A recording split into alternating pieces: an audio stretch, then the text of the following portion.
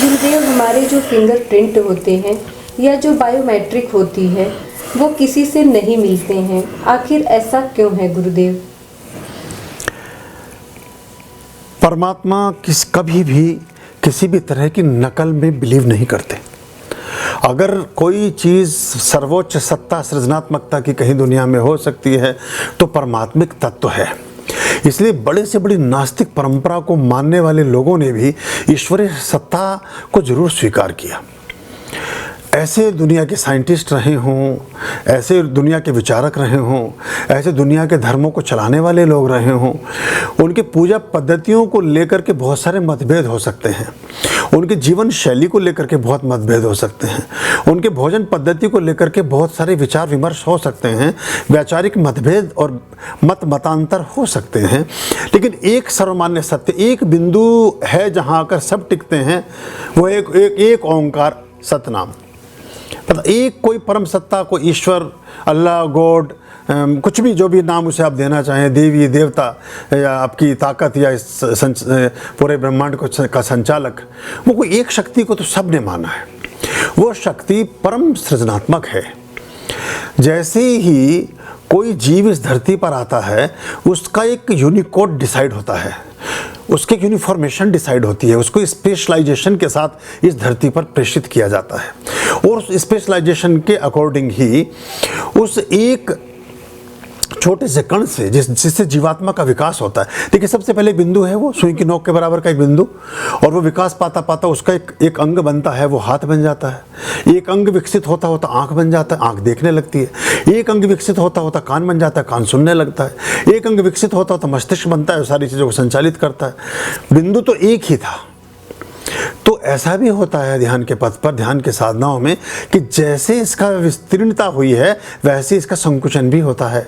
हाथ से देखा भी जा सकता है और आंखों से सुना भी जा सकता है, मुंह से गंध भी ली जा सकती है और नाक से खाया भी जा सकता है।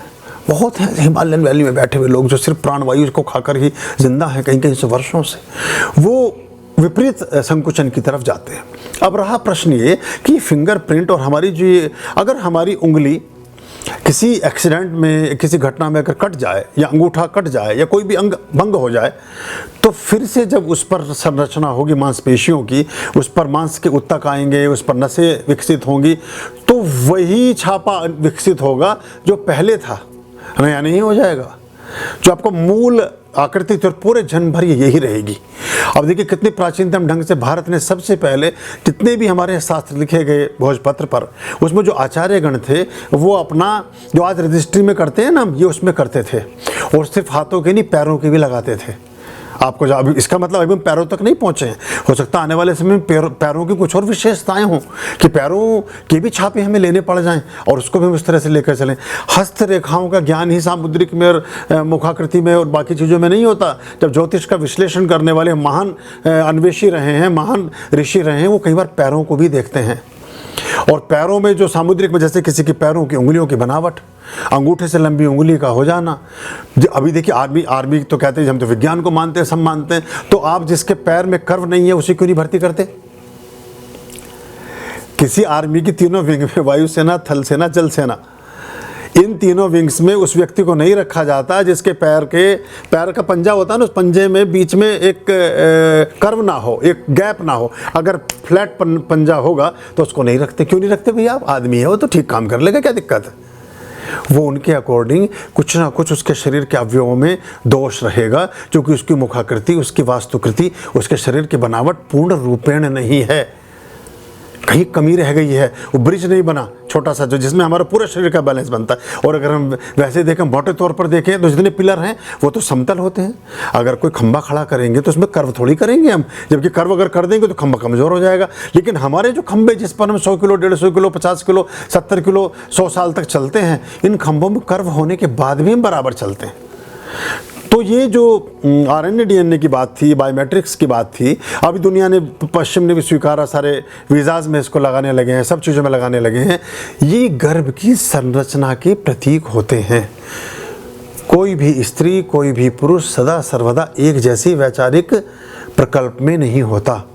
जैसा विचार वो माता उस समय ले रही होती है, उस विचार को गर्भनाल के द्वारा वो बच्चा सिंचित करना प्रारंभ करता है। 4 महीने के बाद 3 महीने तक इनकी संरचना होती है और चौथे महीने से ये आकृतियाँ उकेरी जानी शुरू हो जाती हैं शिशु के हाथ पाँव में, और 7वें महीने में लगभग ये स्पष्ट हो जाती हैं और 9 तक जाते जाते एकदम परिपक्व हो चुकी है। 7वें महीने के बच्चे की भी सारा कुछ मिलेगा आपको जो 9 महीने में मिलता है, लेकिन कुछ चीज़ें कम रह जाती हैं बस 7 मासे में।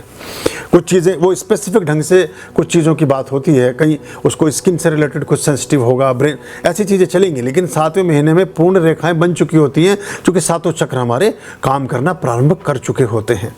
इसलिए सप्तम माह में भी बच्चे की ये सारे के सारे उंगलियों के फिंगरप्रिंट्स और जो आकृतियां हम देखते हैं ये रहेंगी, और ताम्रू वैसी ही रहती हैं क्योंकि जो अन्न खाया, जो विचार किया, जिस तरह का अन्न की संरचना हुई और जिस तरह से भ्रूण का विकास हुआ, उसकी ये एक कहानी है।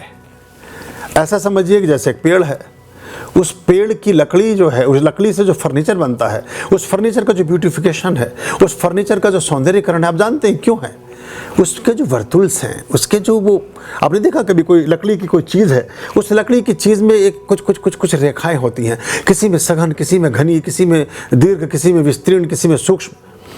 वो पेड़ हर वर्ष होने वाली, जिस वर्ष बारिश ज़्यादा होगी उस वर्ष वर्तुल बड़ा बनाएगा, जिस वर्ष सूखा ज़्यादा पड़ेगा वर्तुल संकरा होगा। और अभी बायोलॉजी विज्ञान के जो गहरे अन्वेषक हैं वो ऐसा कहते हैं कि किसी वृक्ष को देख करके अगर वो वृक्ष 500 वर्ष जिंदा रहा है तो 500 साल पुराने इतिहास बताया जा सकता है कि 420वें वर्ष में या 319वें साल में या 292वें वर्ष में सूखा पड़ा था, कि आंधी चली थी, कि लू चली थी, कि बारिशें पड़ी थी, कि बर्फ गिरा था, कि बाढ़ आई थी, कि तूफान आया था।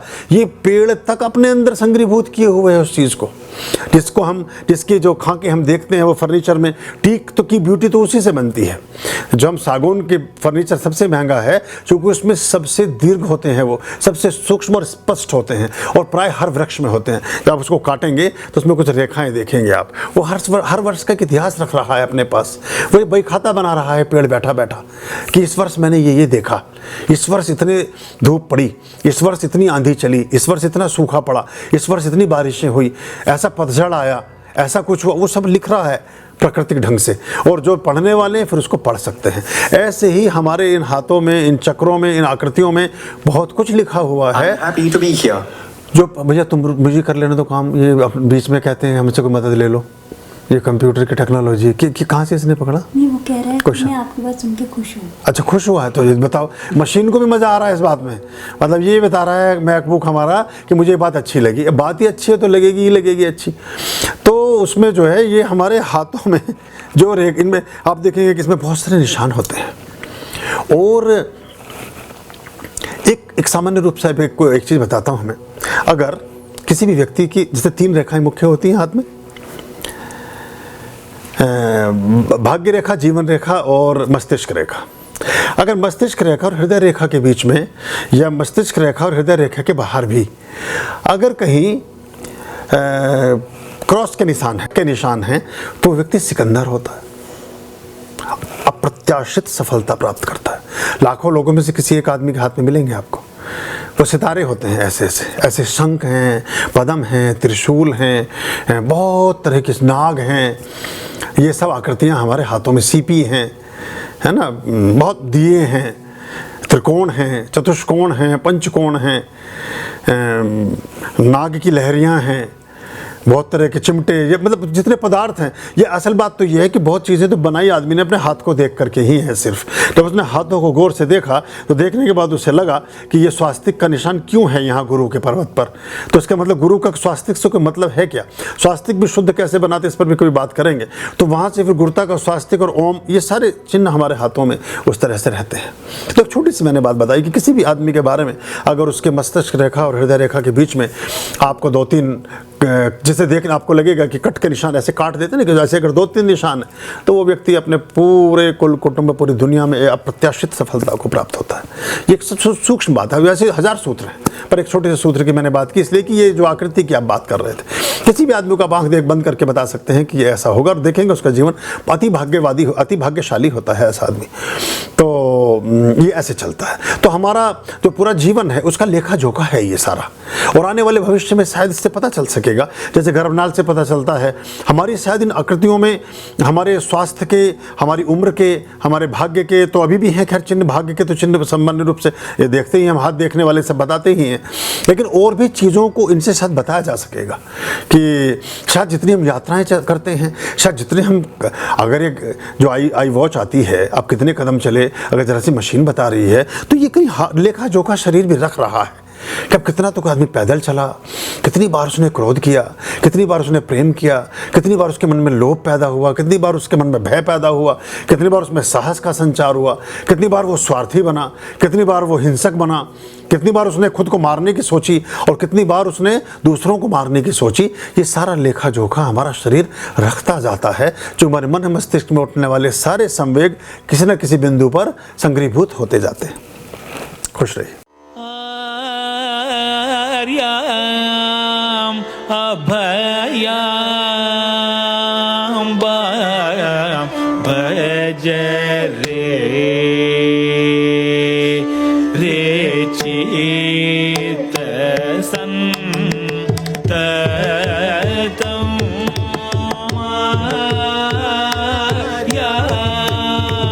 अभयाम भज रे